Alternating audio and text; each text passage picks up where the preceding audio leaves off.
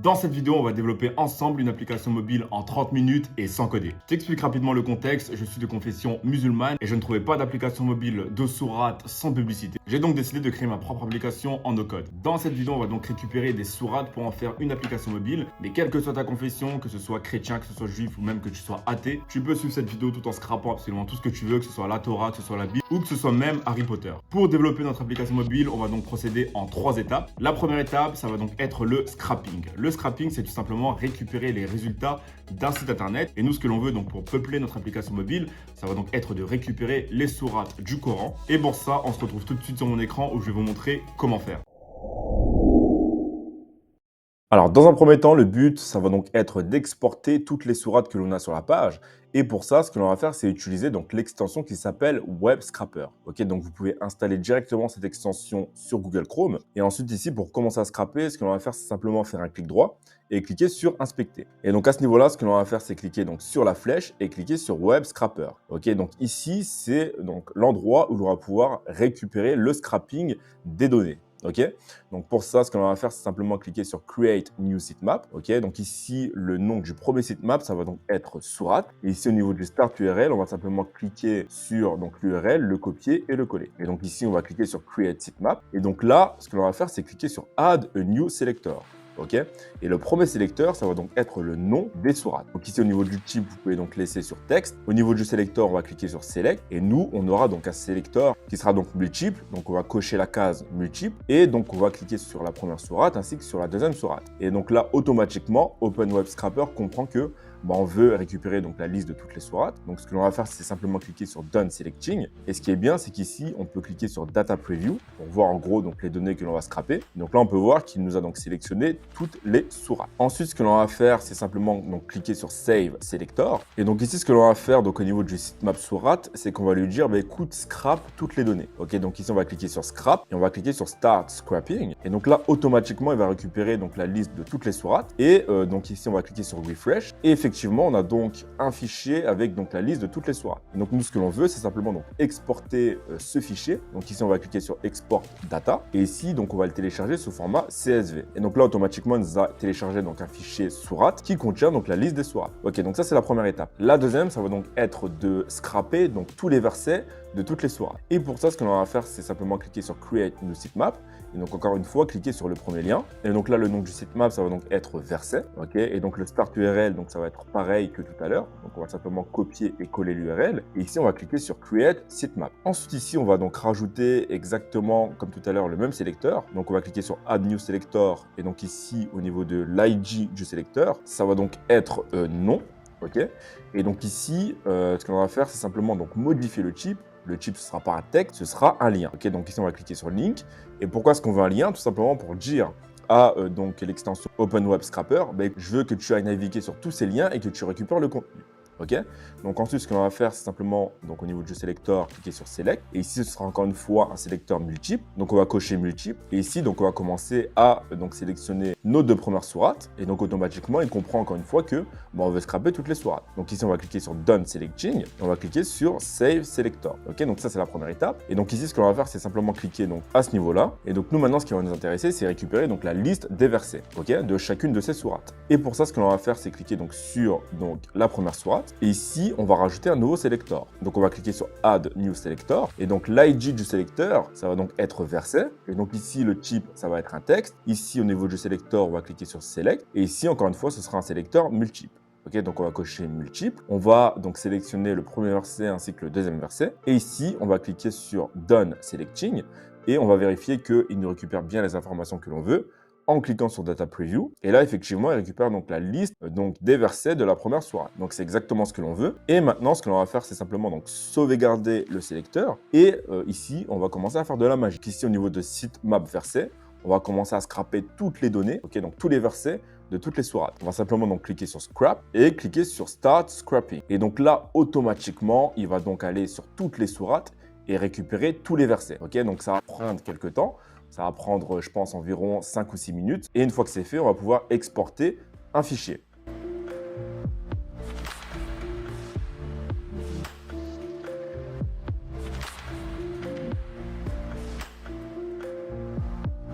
Et donc là, en cliquant sur Refresh, on peut voir que forcément, on a toutes les données qui vont s'afficher. Ok, donc les données sont monstrueuses, il y a énormément de versets et beaucoup de sourates. Mais là, vous pouvez voir qu'effectivement, ici, on a donc le nom de la sourate et ici, on a donc la liste des versets. Donc, le scrapping s'est passé comme prévu. Et donc ensuite, ce que l'on va faire, c'est simplement donc cliquer sur Sitemap verset et cliquer donc sur Export Data. Et donc ici, on va choisir donc CSV. Et donc là, automatiquement, il va nous exporter un fichier qui s'appelle donc verset.csv. Et de cette manière-là, le scrapping est terminé. Maintenant qu'on a réussi la première étape, ce que l'on va faire, c'est tout simplement exporter nos données sur Airtable. Airtable, c'est tout simplement un outil no-code qui nous permet donc d'avoir une base de données. Parce que oui, il est très important d'enregistrer vos données quelque part. Et nous, pour notre application, vu qu'on a beaucoup de données, ce que l'on va faire, c'est les enregistrer directement sur Airtable. Donc ensuite, pour l'endroit qui va donc stocker toutes nos données, ok, donc nos sourates et nos versets, on va utiliser Airtable. Ok, Airtable, c'est un excellent outil no-code. Si vous voulez y aller, donc vous pouvez cliquer sur le lien directement dans la bio. En plus de ça, vous avez donc 14 jours d'essai gratuit. Et ce que l'on va faire, c'est simplement donc cliquer sur Start from Scratch. Et ici, donc on va renommer la base. Ok, donc ici la base, on va l'appeler Coran. Encore une fois, je veux dire, que vous soyez chrétien, musulman, juif, renommez ça comme vous voulez, hein, Torah, Bible, Harry Potter pour les athées si vous voulez. Et ensuite, ce que l'on va faire, c'est ici donc modifier, même pas, ce que l'on va faire, c'est simplement donc importer nos sourates dans un premier temps. Donc ici, au niveau de cette table-là, on va aller sur Import Data. On va cliquer sur CSV File. Et donc, le fichier CSV que l'on va sélectionner, c'est simplement donc le fichier que l'on a exporté tout à l'heure. Et donc ici, ce que l'on va faire, c'est simplement donc cliquer sur Sourate et cliquer sur Ouvrir. Et donc là, on va cliquer sur Upload. Et donc ici, à ce niveau-là, donc il nous a importé donc une table Name. Mais le problème, c'est qu'ici, on n'a pas le nom. Ok, donc pour ça, ce que l'on va faire, c'est ajuster l'importation. On va cliquer sur Map Fields.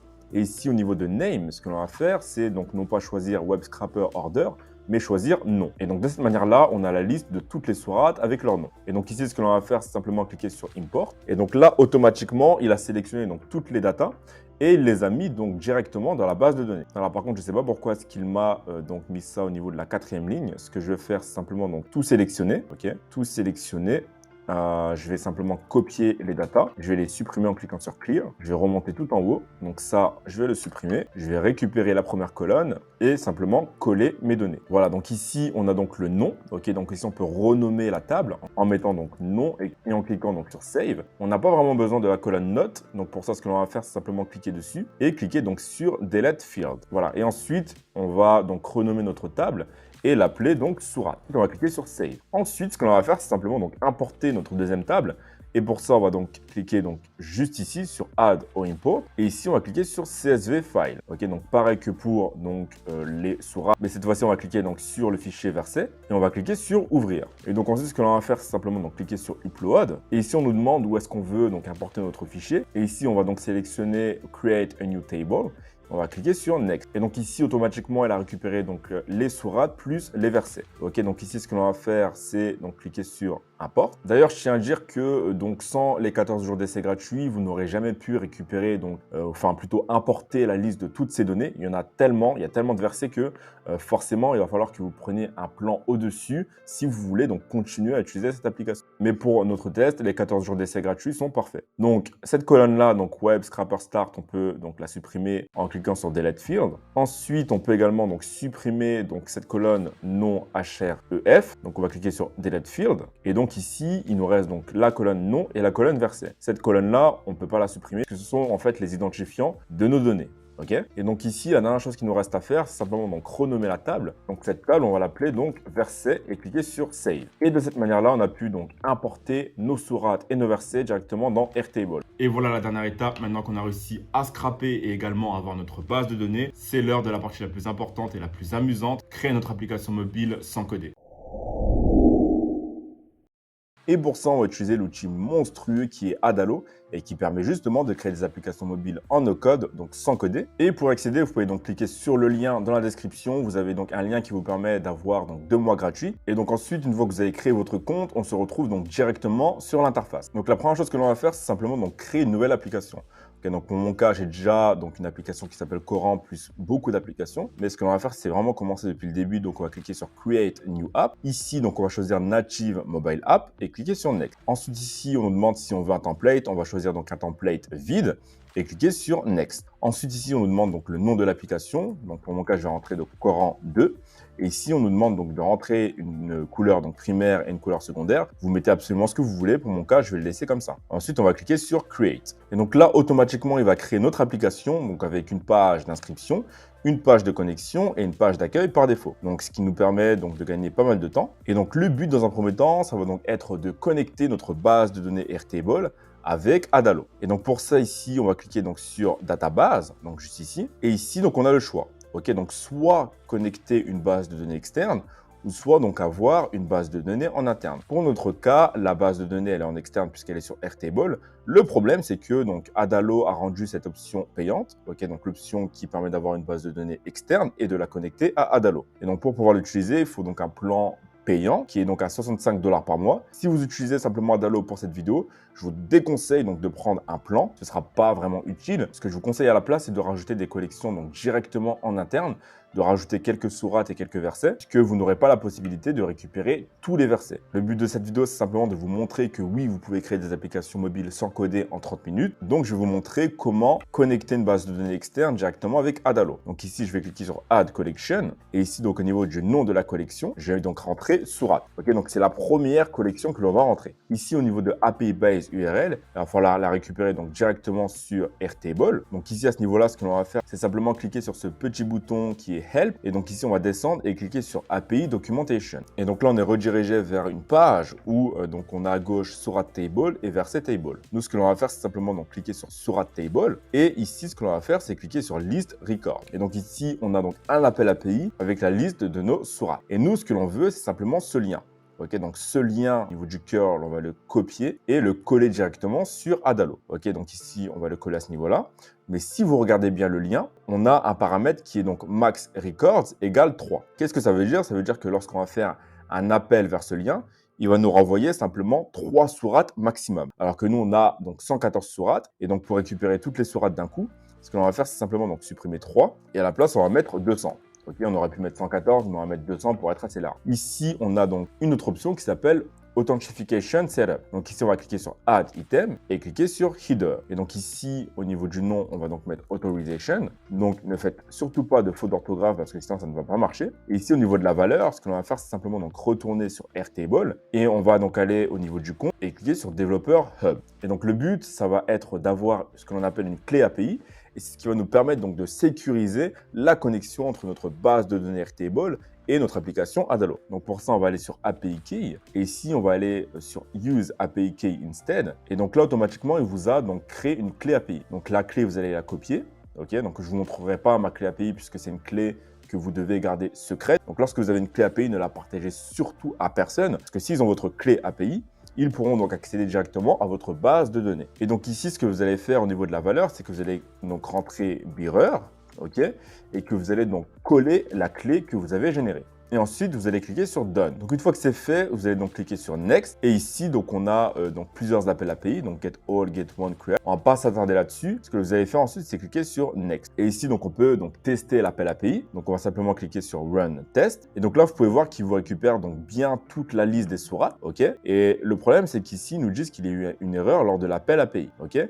Et l'erreur, c'est qu'en fait, si vous regardez ici, on a donc ce qu'on appelle une clé qui s'appelle Records. Donc pour ça, on va aller sur Back, simplement cliquer sur Get All. Et ici, au niveau de Results Key, il nous demande en fait si nos données se trouvent dans une clé. Et effectivement, nos données se trouvent dans Records. Donc, on va simplement donc écrire Records et cliquer sur Done. Ensuite, on va cliquer sur Next et on va retester notre appel API en cliquant sur Run Test. Et là, automatiquement, il va nous dire que le test est successful. Donc, de cette manière-là, on peut cliquer sur Create Collection. Et à ce niveau-là, on est bon. On a donc récupéré la liste de nos sourates. Et donc, ce que l'on va faire, c'est simplement donc les afficher directement sur notre application. Donc, ce que l'on va faire ici, donc au niveau de Home, c'est que déjà, on va renommer ça. Ok, on va pas l'appeler Home, mais plutôt Sourate. Donc ici, au niveau de la barre, on va aller sur Title. Et ici, ce que l'on va faire, c'est donc mettre Sourate. Ok. Donc ensuite, ce que l'on va faire, c'est simplement rajouter un composant qui va donc nous permettre d'avoir la liste des sourates. Donc pour ça, on va aller donc ici au niveau du plus. Et ici, ce que l'on va faire, c'est donc descendre et aller dans la catégorie liste. Et ici, on va rajouter ce que l'on appelle une liste customisée. Ok, donc on va glisser, déposer cet élément. Voilà. Ici, donc on va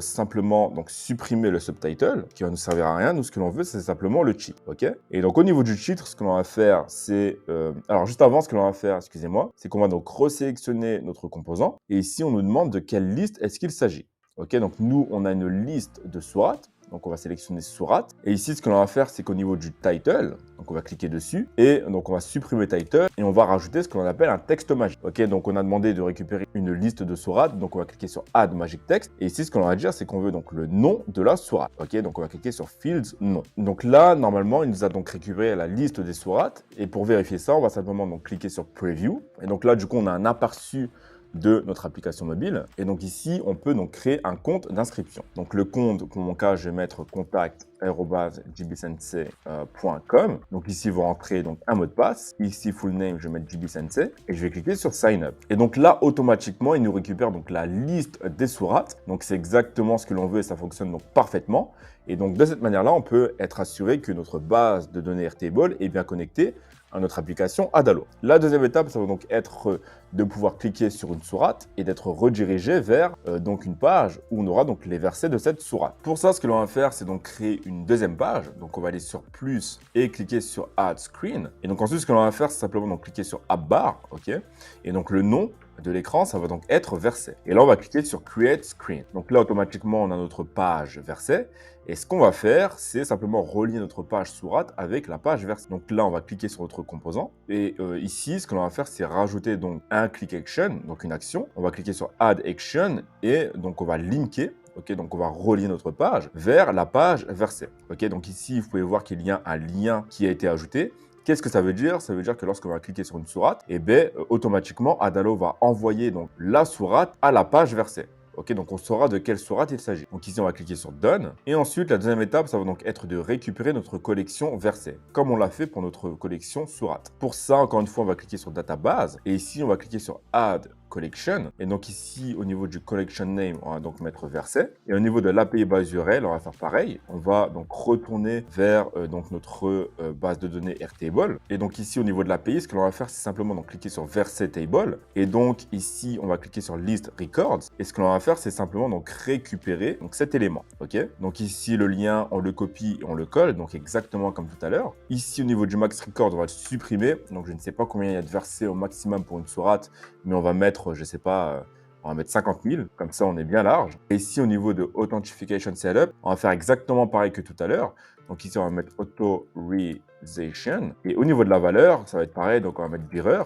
Et là vous rentrez votre clé API. Ensuite vous cliquez sur Next. Et ici donc on va encore une fois cliquer sur Next, mais juste avant, on va aller sur Get All. Et pareil, on va récupérer donc une clé qui est Record. Ensuite on va cliquer sur Done et on va cliquer sur Next. Et donc là on va cliquer sur Run Test. Et donc de cette manière-là, il récupère donc bien tous les versets. Et donc ici on peut cliquer sur Create Collection. Maintenant ce que l'on va faire, c'est simplement donc rajouter encore une fois une custom list. Donc on va aller sur plus et donc rajouter custom list. On va glisser, déposer notre composant.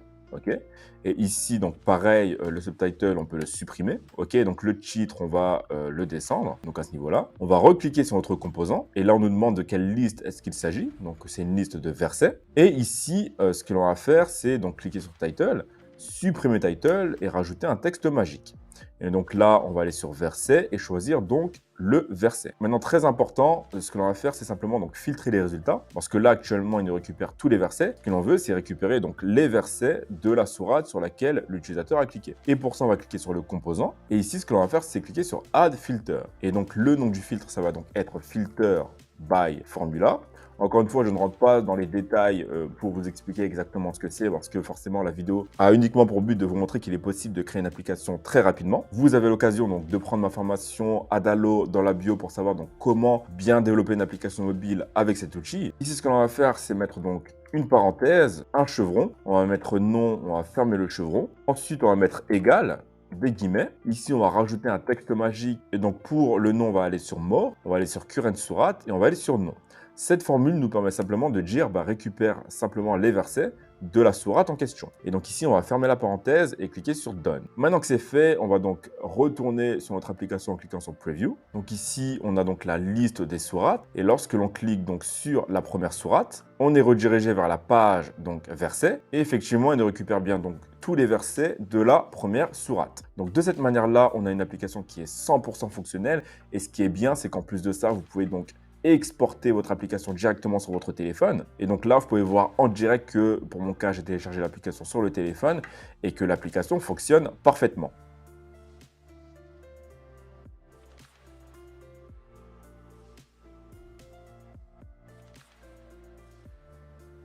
C'est la fin de cette vidéo. Si tu n'as pas tout compris, c'est tout à fait normal. Pour vraiment maîtriser cet outil, il faut absolument se former. Et ça tombe bien, j'ai justement une formation qui s'appelle donc Adalo No Code. Tu peux y accéder directement en cliquant sur le lien dans la description. Dans cette formation, je t'apprends à maîtriser l'outil Adalo et je te montre également comment recréer l'application mobile Vinted de A à Z. Si la vidéo t'a plu, n'hésite surtout pas à laisser un j'aime et à t'abonner. Ça permettra à l'algorithme YouTube de mettre en avant mon contenu. Et d'ici là, je te dis à très bientôt. Ciao!